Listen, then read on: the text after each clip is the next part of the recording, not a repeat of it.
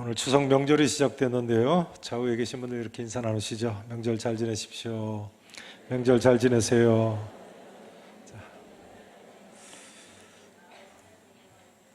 자, 이제 되셨습니다. 여러분 즐거운 한가위 명절을 지내시기를 축원하겠습니다. 사도 바울은 만족한 가운데 신앙생활을 한 사람입니다. 만족한 가운데 신앙생활을 했어요. 그런데 중요한 점은요, 바울은 모든 환경이 마음에 들어서 즐거운 일이 많아서 말이죠, 만족한 생활을 이처럼 한 것이 아니라는 사실입니다. 자, 5절 말씀을 같이 한번 읽어보시죠. 본문 5절 말씀 자, 같이 읽으십니다. 우리가 무슨 일을 우리에게서 난 것 같이 스스로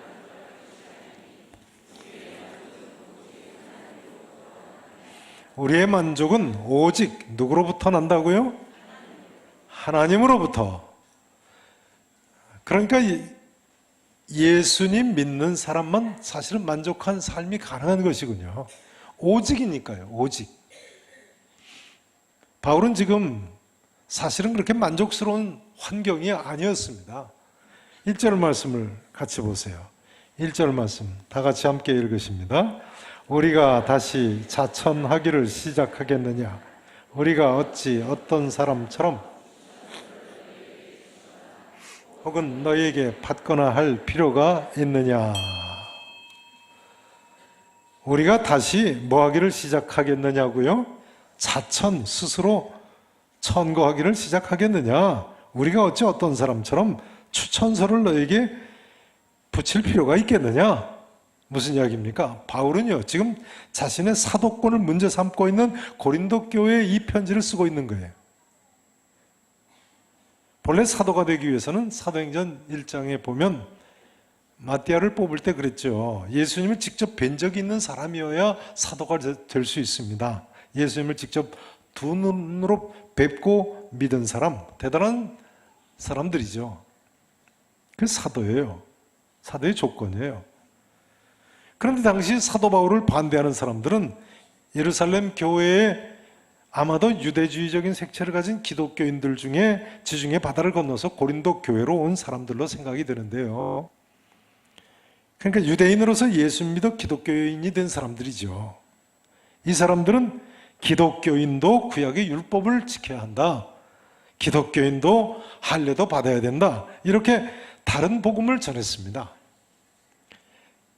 이 사람들은 그렇기 때문에 믿음으로만 구원받을 수 있다고 주장하는 사도 바울을 비난하고 바울의 사도권을 거짓이라고 주장한 것이 틀림없습니다.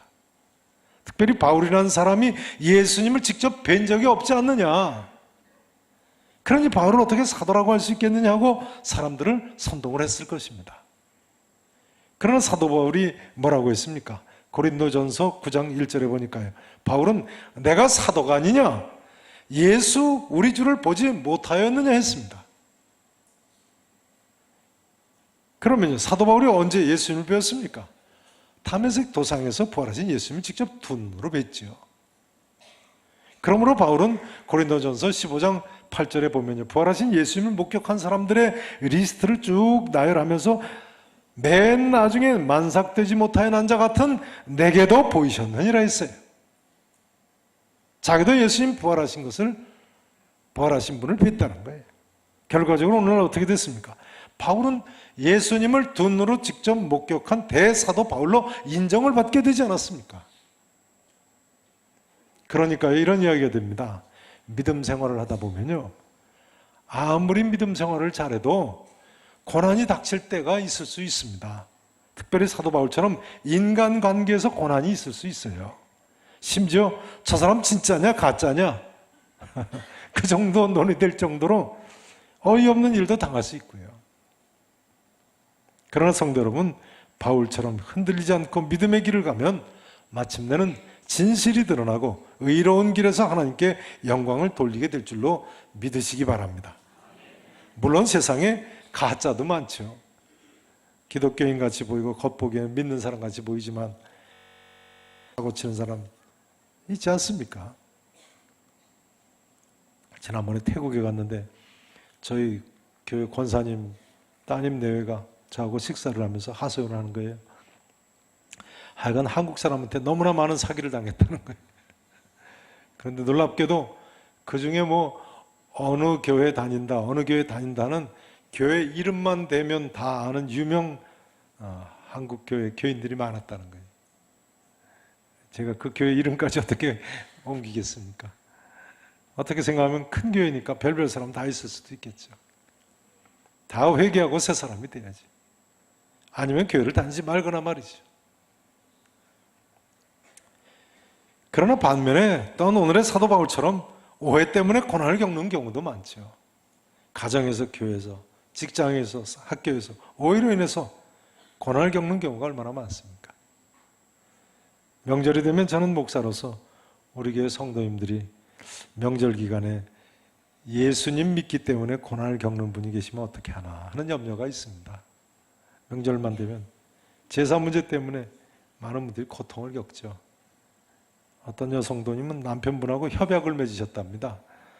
명절 때 시댁에 가서 제사 음식을 차리는데 그 대신 절은 절대로 요구하지 않기로, 만일 시댁 어른들이 절하라고 하면 남편이 책임지고 막아주기로 협약을 하고 시댁에 가신다고 그러더라고요. 전에 어떤 남자 성도님은 또 그러세요. 저는 예수님 믿기 때문에 명절 때마다 형제들하고 화투를 같이 안 쳐서 고난이 많다는 거예요. 화투 치든 같이 치든 형제가 어느 날 갑자기 화투를 예수 믿는다고 안 친다는 거예요. 같이 쳐야 짝이 맞는데 말이죠.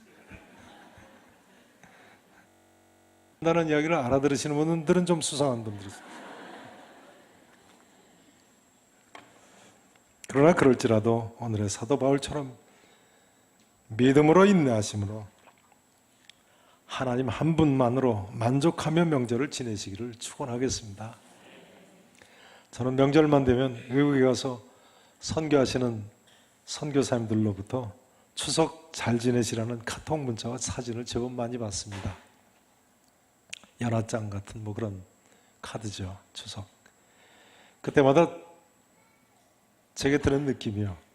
이분들이 이것이라도 보내는 것이 큰 위로가 되겠다.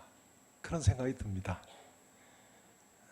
그래서 한국에서 명절 카톡 인사 보내는 분한테는 답신을 혹시 안 해도 그 선교사님들한테는 꼭 답신을 보냅니다. 어제도 아프리카 탄자니아에서, 중동 요르단에서, 동남아시아 캄보디아, 태국, 말레이시아 같은 데서 카톡이 오고 이메일이 오고 해서 답신을 보냈습니다. 여러분, 히브리서 저자가 이야기한 대로요, 우리에게 구름같이 둘러싼 허다한 믿음의 증인들이 있습니다. 그분들 대부분은 한국에는 이렇게 시원한 가을이 찾아오고 추석 명절이 됐어도 아직도 무더위 속에 계세요. 송편 한 족도 드시지 못하는 분들입니다. 그런데도 한가위를, 즐거운 명절을 보내시라고 카톡으로 사진을 보내는 거 보면 참 죄송한 생각이 듭니다. 여러분 힘내시고 사도 바울처럼 믿음으로, 인내함으로, 믿음 때문에 하나님 한 분만으로 일평생 만족하며 사시고 마침내는 승리의 삶을 사실 수 있기를 진심으로 축원합니다. 이제 2절 3절 말씀을 보십니다. 2절 제가 읽습니다. 3절 보시죠. 너희는 우리의 뭐라고요? 편지라 우리 마음에 썼고 무사람이 알고 읽는 바라. 3절 읽으십니다. 너희는 우리로 말미암아 나타난 그리스도의 편지니 이는 먹으로 쓴 것이 아니요 오직 살아계신 하나님의 영으로 쓴 것이며 또 돌판에 쓴 것이 아니요 오직 육의 마음판에 쓴 것이라. 아멘. 사도 바울은요, 자기가 새삼 추천서가 필요 없는 이유가 뭐라고 합니까? 너희가 우리의 편지이기 때문이라는 거예요. 너희가 우리의 편지. 너희는 우리로 말미암아 나타난 그리스도의 뭐라고요? 편지라고 고백을 합니다. 그러니까 이런 이야기가 됩니다. 전도 잘하고 양육 잘 받은 한 사람은요, 전도하고 잘 양육받은 한 사람은요, 그 사람을 전도하고 양육한 사람이 하나님의 사람임을 보여주는 그리스도의 편지라고 할 수 있는 겁니다. 다시 한번 말씀드려 보겠습니다. 중요한 이야기예요. 전도하고 양육을 잘 받은 한 사람은요, 그 사람을 전도하고 양육한 사람이 하나님의 사람임을 보여주는 그리스도의 편지라고 할 수 있어요. 이 사람은. 틀림없으시죠? 이제 이런 질문을 드리지 않을 수 없습니다. 여러분은 이런 그리스도의 편지가 얼마나 되시는지요? 이런 그리스도의 편지가 얼마나 많이 있으십니까?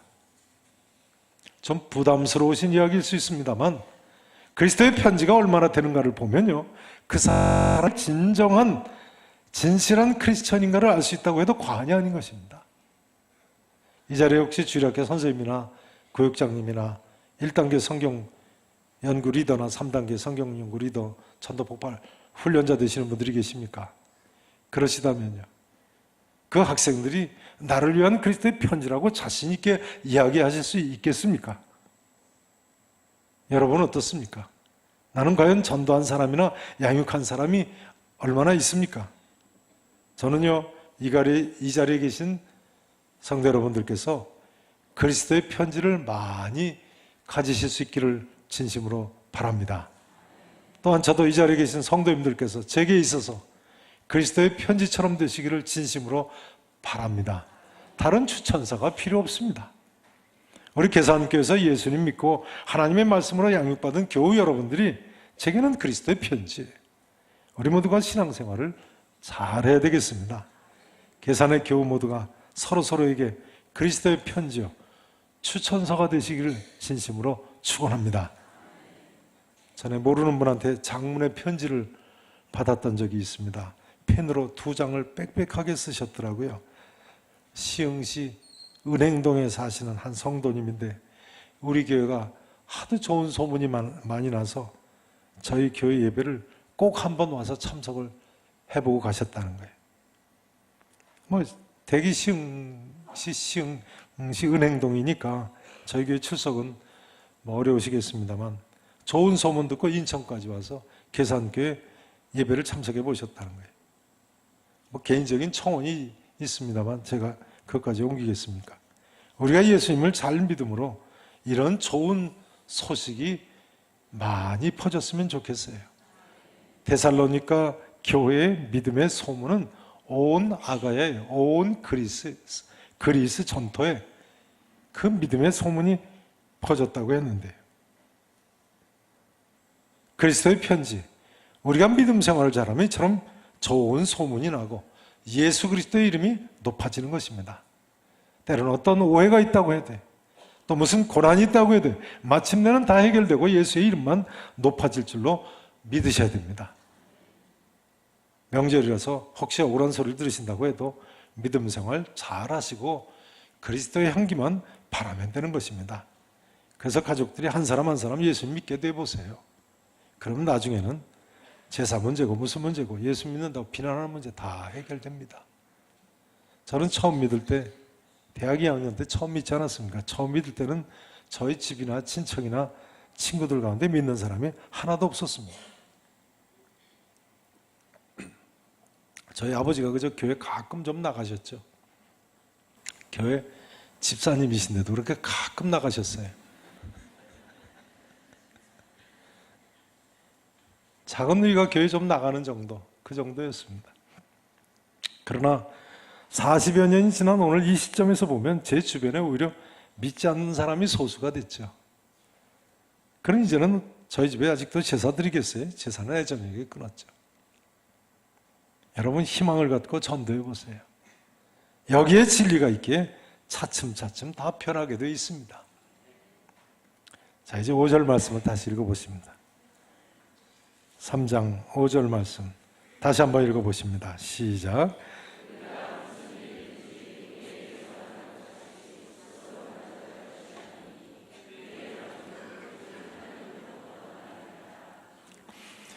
따라서 하실까요? 우리의 만족은 오직 하나님으로부터 나느니라. 성도 여러분 아시죠? 우리의 만족은요, 무슨 세상적인 여건이나 환경, 고난의 여부에 좌우되는 것이 아닙니다. 오직 하나님으로부터, 우리의 만족이 주어지는 것입니다.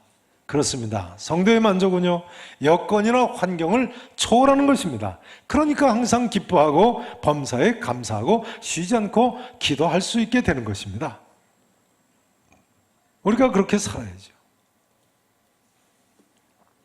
본문 6절 말씀에 의하면요, 특별히 우리가 무엇 때문에 만족할 수 있습니까? 무엇 때문에 만족할 수 있습니까? 6절 보세요. 그가 또한 우리를 만족하게 하셨다고요? 새 언약의 일꾼 되기에 만족하게 하셨어요. 우리는 새 언약의 일꾼으로서 직분 때문에 만족할 수 있는 사람들입니다. 직분 때문에. 8절 9절의 표현을 빌리자면 영의 직분, 의의 직분 때문에 만족할 수 있는 거예요. 자, 7절부터 보세요. 6절을 마저 보세요. 새 언약의 일꾼 되기에 만족하게 하셨으니 율법 조문으로 하지 아니하고 오직 무엇으로 해요? 영으로 함이니 율법 조문은 죽이는 것이요 영은 살리는 것이니라. 그 다음 보세요. 제가 봉독드립니다. 돌에 써서 새긴 십계명 돌판을 이야기합니다. 죽게 하는 무슨 직분이요? 율법 조문의 직분도 영광이 있어서 이스라엘 자손들은 모세의 얼굴에 없어질 영광 때문에 그 얼굴을 주목하지 못하게 하였거든. 이건 무슨 이야기입니까? 출애굽기 34장이 배경이죠. 십계명 두 돌판 받아서 시내산에서 내려오는 모세 얼굴에 광채가 났다는 거예요. 그래서 사람들이 모세 얼굴이 광채가 나니까 그 얼굴을 보기가 두려워서 이때 그 아래 고린도후서 같은 장 13절에 보시는 것처럼 얼굴을 수건으로 가렸죠. 모세 얼굴 수건으로 가렸어요. 이 사건을 사도 바울이 없어질 영광이었기 때문에 가렸다고 영적 해석을 하고 있어요. 그런데 그 죽게 하는 율법 조문의 직분도 십계명 돌판의 그 율법의 조문 직분도 없어질 영광 때문에 얼굴을 가릴 정도인데 8절을 보세요. 하물며 영의 직분은 더욱 뭐가 있지 않겠냐고요? 영광이 있지 아니하겠느냐. 우리가 맡은 새 언약의 일꾼으로서의 직분, 영의 직분, 더욱 어떤 직분입니까? 영광스러운 직분이에요. 영광스러운. 얼굴에 빛이 나던 모세보다도 누가 더 영광스러운 직분을 맡았어요? 내가요, 내가. 새 언약의 일꾼된 우리가, 영의 직분을 맡은 우리가. 보세요. 정죄의 직분도 영광이 있은즉 의의 직분은 영광이 더욱 어떻다고요? 넘치리라. 여러분, 우리의 맡은 이 영광이 더 넘치는 줄로 믿으십니까? 우리는 천사라도 흠모할 직분을 맡은 사람들이에요. 믿으시기를 축원합니다. 우리는 죄악 많은 세상에서 사람들의 죄를 깨닫게 하고 정죄하는 데 그치지 않고 의롭게 살게 하고 구원의 길, 영생의 길로 인도하는 직분자들인 거예요. 이 세상에 이 이상 더 가치 있는 일이 어디 있겠습니까? 공감하세요? 공감하세요? 주무세요? 제가 아는 한 목사님 한 분은요, 목사님 아들인데요, 아버지가 목사님이세요. 근데 세 아들을 뒀는데 큰 아들이 서울대 철학과를 나오고 총신 신대원을 졸업했습니다. 독일에서 조직신학을 전공하고 박사가 됐죠. 근데 동생이 둘이 있는데 둘째 동생도 또 서울대 철학과가 나왔어요. 철학과를 나오고는 또 신학교를 나와서 우리 교단 목사가 됐어요. 근데 셋째 아들도 또 서울대학을 갔어요. 그러더니 또 신학교를 가려고 하더랍니다. 셋째가요. 그래서 맏형이 말렸답니다. 야, 너는 신학교를 좀 안 갈 수 없겠냐. 그랬더니 막내 동생이 뭐라고 하느냐면요, 형들은 가장 좋은 것을 하면서 왜 나만 못하게 하느냐고 그러더라고요. 형들은 가장 좋은 것을 하면서 왜 나만 못하게 하냐고. 그래서 그 막내 동생도 우리 교단 목사가 됐어요. 형이 더 이상 할 말이 없어서 못 말렸답니다. 제가 뭐 다 신학교 가셔야 된다고 말씀드린 건 아니죠. 여러분, 우리가 맡은 이 복음을 전하고 말씀을, 이 진리를 가르치는 직분, 새 언약의 일꾼의 직분, 영의 직분, 의의 직분으로 가장 영광스러운 직분을 맡은 자라는 사실을 기억하시기 바랍니다. 11절 말씀을 다 같이 보세요. 11절 말씀. 자, 함께 읽으십니다. 시작. 없어질 것도 영광으로 말미암았은즉 길이 있을 것은 더욱 영광 가운데 있느니라.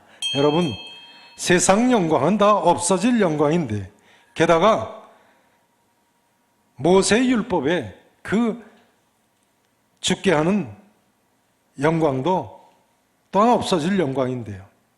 우리가 가진 이 영광은 영의 직분, 의의 직분, 이 새 언약의 일꾼된 직분은 어떤 직분이라고요? 따라서 하시죠. 길이 있을 것. 길이 있을 것. 영원한 가치가 있는 영광임을 믿으시기를 축원합니다. 성도는요, 하나님께서 내게 맡겨주신 직분이 얼마나 영광스러운 직분인지를 반드시 알아야 됩니다. 오죽하면 우리의 직분을 왕같은 제사장의 직분이라고 이야기하겠어요.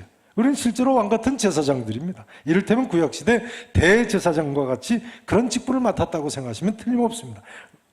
그럼 우리는 하나님께 받은 이 직분을 한순간도 소홀히 할 수가 없는 것이죠. 비둘기는요, 아무리 더러운 곳이나 진흙탕 속을 다녀도 더러워지질 않는답니다. 흰 비둘기는. 왜 그렇겠습니까? 그 이유는 비둘기는 날개에서 세척제 역할을 하는 기름이 흘러나와서요. 항상 하얗게 깨끗하게 유지를 할 수 있다는 거예요. 신약의 성도들도 이를테면 죄악이 관영한 세상을 살아도 비둘기처럼 순결한 삶을 살고 이웃들에게 순결한 삶을 살 수 있게 해주는 사람들입니다. 우리 맡은 직분이처럼 고귀한 것입니다. 서로 때로는 더럽혀지는 일이 있다고 할지라도 회개함으로 나도 깨끗해지고 다른 사람도 회개하게 함으로 깨끗하게 할 수 있는 사람들이 신약의 성도들인 것입니다. 한 마리의 비둘기도 하나님께서 더러움을 타지 않게 하셨는데, 아무리 많은 죄악으로 관영한 세상을 산다고 해도 하나님께서 예수님을 구주로 믿는 우리를 깨끗하게 하지 못하시겠습니까? 또 다시 이야기하자면 우리가 이 새 언약의 직분, 영의 직분, 의의 직분을 감당하느냐 감당하지 못하느냐에 따라서 우리의 자녀들이나 가정이나 교회나 민족이 하나님 앞에 바로 서느냐 서지 못하느냐가 결정되는 것입니다. 그 정도가 아니죠, 사실은. 죄사함 받고 구원받고 영생 이르는 영광스러운 영의 직분, 의의 직분, 새 언약의 일꾼으로서 대단한 직분을 맡은 사람들이 바로 우리들인 것입니다. 이제 말씀 증거를 이 한마디로 마치기를 원합니다. 사랑하신 성도 여러분, 오늘도 또 한 주간을 주님 안에서 시작하십니다. 특별히 세상 모든 사람이 즐거워하는 명절인데요. 어떤 어려운 문제가 내 앞에 있다고 할지라도, 어떤 기도 제목이 있다고 할지라도 우리는 우리를 사랑하시는 하나님께로부터 말미암은 이런 참 만족을 누리고 주 안에서 사도 바울처럼 언제나 믿음으로 승리하실 수 있기를 우리 구주 예수 그리스도 이름으로 간절히 축원하겠습니다.